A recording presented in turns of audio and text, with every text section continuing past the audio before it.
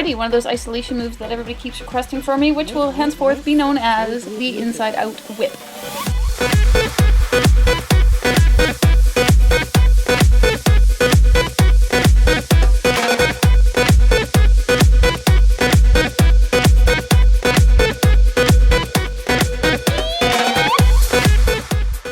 For this move, we're going to use our imagination and imagine there's a magical table under the hoop, and we are going to slide and roll our hoop forwards on the top of that table. This idea will hopefully reduce any vertical movement of the hoop. Holding the hoop vertically in your right hand with your palm gripping the inside of the hoop. At this point, you'll need to grip the hoop firmly to prevent the hoop from plopping. Your hand should be just past 6 o'clock so that the weight of the hoop is forward. Now begin to push your arm and hand forward and allow your wrist to begin to bend so that the bottom of the hoop can remain on the table. This is a mix of pushing and rolling the hoop out in front of you. The push comes from the forward movement of your arm and the roll comes from the bending of your wrist. So that as the hoop moves forward, your pinky comes in towards your elbow and the thumb side of your hand pushes out and away from you. Continue to move your arm forwards, bringing the pinky side of your fist up until you can't push the hoop out any further. Now loosen your grip so that you can swivel your hand around the hoop over the top so that the back of your hand goes from facing to your left all the way around to face your right.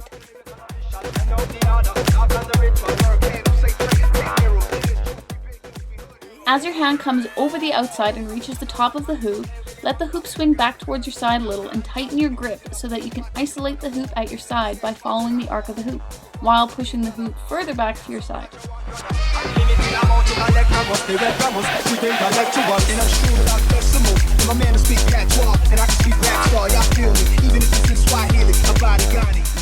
When your hand nears the bottom of the hoop, let the hoop roll into forwards until your hand again is just past 6 o'clock on the hoop. And once again, begin pushing your arm and the hoop out away from you, trying to keep the bottom of the hoop as level as possible. Ideally, way more level than I'm keeping it here. Push the hoop out as far away as you can, while raising your hand so as to isolate the hoop, with the inside of your wrist facing up. And when your wrist and the hoop can go no further, swivel your loose grip from your current outside grip to an inside grip. Bending your elbow at this point really helps. As your hand reaches the top of the hoop, allow the weight of the hoop to swing back towards you while you continue to follow the arc of the hoop with your hand. You can now isolate the hoop at your side while continuing to bring the hoop back even further, until your hand is about at 5 o'clock on the hoop and the hoop's weight shifts from being behind your hand to in front of your hand, and the hoop begins to tip forward again as you start the process all over again. Yay! Let's watch again! So this isolation is basically a cross between an inside isolation and an outside isolation. An inside isolation being an isolation where your hand is on the inside of the hoop, and as you can imagine, an outside isolation is an isolation with your hand on the outside of the hoop. And I think if they got together and got really drunk and had babies, this is what it would look like. I also think that this move looks cleanest when your hips stay facing forward and you just use the upper torso to rotate to move the hoop from side to side rather than moving your whole body. That being said, don't just stand there and hoop like a robot. I ran into a robot hooping at the park the other day. She's a total bitch. She wouldn't even let me look at her polypro hoop. Biatch! From the front, yeah! This move is way easier to make look good from the side than it is from the front. So humor me here. It's just so you guys can take a look at the grip change.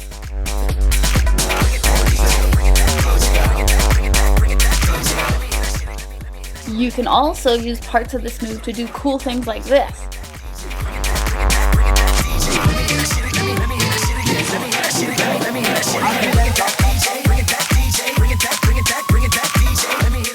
Now go forth in the world and hoop and unrobot yourself.